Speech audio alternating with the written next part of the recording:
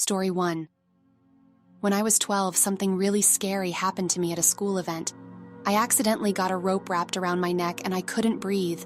I was all by myself and I was freaking out, trying to find something to stand on to save myself. But then something strange happened. It was like I was watching myself from outside of my body.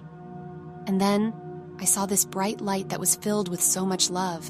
It was like a bunch of light bulbs all together, making one big, loving light. I was drawn towards it, and suddenly I was in a place where I felt so peaceful and loved. I saw all these people that I knew and loved, even some that I only knew in heaven before I came to earth. It was amazing. We didn't have bodies, we were like glowing energies or auras, and we didn't even talk with our mouths, we communicated with our minds. It was incredible. They were all surprised to see me there so soon. Then, a spirit guide showed up and took me to a huge building with Greek columns in front. It was massive. Inside, there were lots of other people and their spirit guides. We were all standing around this circular table with a dome in the middle. We looked into the dome and started reviewing our lives. It was like watching a movie of our whole lives, but from different points of view. I could feel what other people felt because of what I did. It was tough, but I knew it was a way for me to learn and grow from my time on Earth. I could hear others crying, laughing, and all sorts of emotions because of what they did too. But my spirit guide told me not to worry. This wasn't about judging us. We were all loved and we were all here to learn. God doesn't judge us, we're all just here to learn and grow. The hardest part was feeling our lives from so many different perspectives.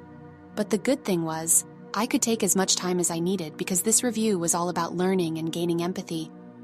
I was taken to this room where all the tired energies that had a tough time with their life review were put to sleep to get better and heal. They were surrounded by a loving white light.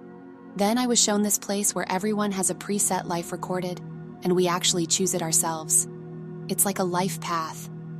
Reincarnation is real, but it's up to us if we want to come back to Earth or not. God is all about love. We're sent to Earth to love and be loved without any conditions. Heaven looks just like Earth, but it's insanely beautiful. I could go anywhere just by thinking about it. Time doesn't even exist in heaven. Then I was told that I had to come back to Earth. I really didn't want to, and I fought against it.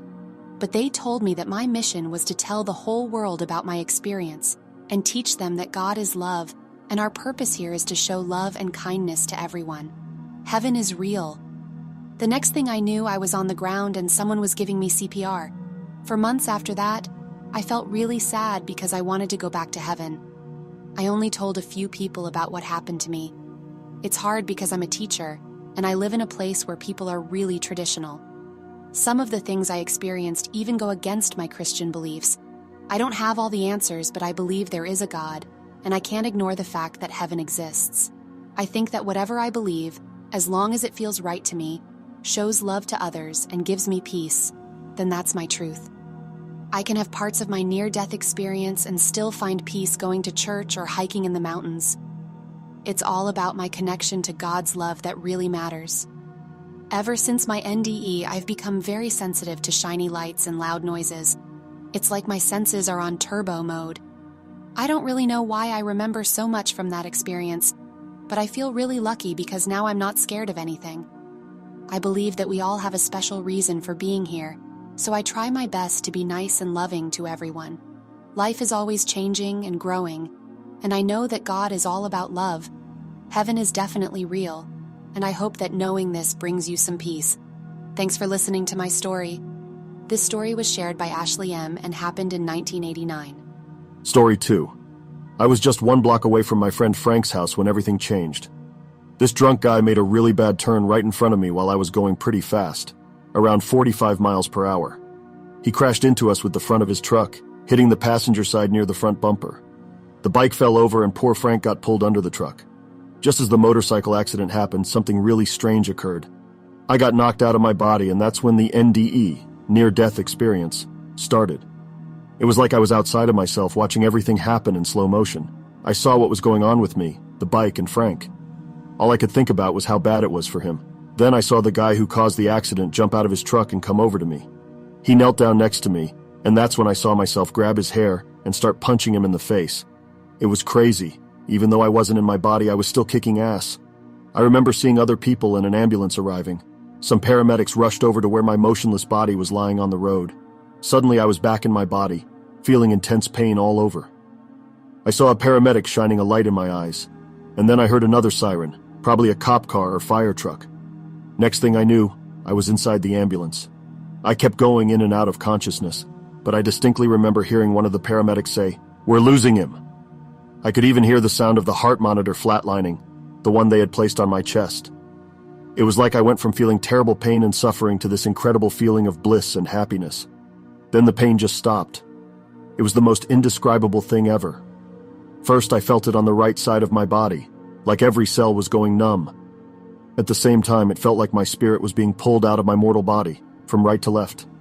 It wasn't painful, just really scary. And then, it happened. I felt complete peace.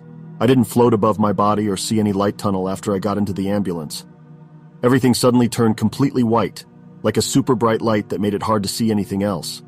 It was so bright that I couldn't even close my eyes to block it out. But then, the light started to fade away, and I could see the most amazing scenery. There were these colorful flowers, some of them in colors I had never seen before, all spread out across rolling hills in the distance. It was like I was floating towards them, gliding along the ground. As my vision cleared up even more, I found myself by a river, looking at a fancy gazebo. The gazebo had these two really tall chairs made of wicker, with a glass table in the middle.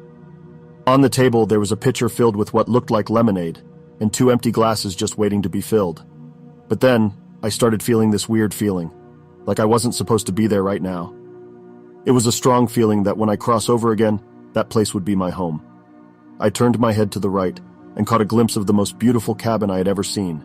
But before I could really take it all in, the bright white light came back and filled my vision. Suddenly I heard a whoosh, and just like that, I was back in my own body, feeling really terrible pain. It was so bad that I passed out.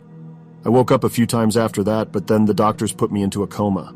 I remember waking up from the coma and thinking, how did my spirit, which is massive, fit back into this tiny body made up of cells? It felt like trying to stuff 20 pounds of mud into a little 5-pound bag. I was so amazed that I could even move my hands, let alone play with the strings on my hospital gown. Even now, I still appreciate the little things in life.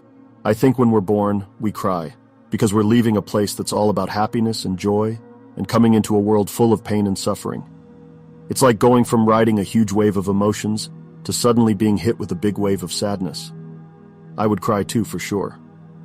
Going through all of this has made me appreciate life even more, but it's also made me hate this place. When I became fully aware, I started seeing things in a different way. I realized how rare and precious life is, and how we, as humans, take so many things for granted when they're actually amazing gifts. This story was shared by Jeffrey C. and happened in 1985.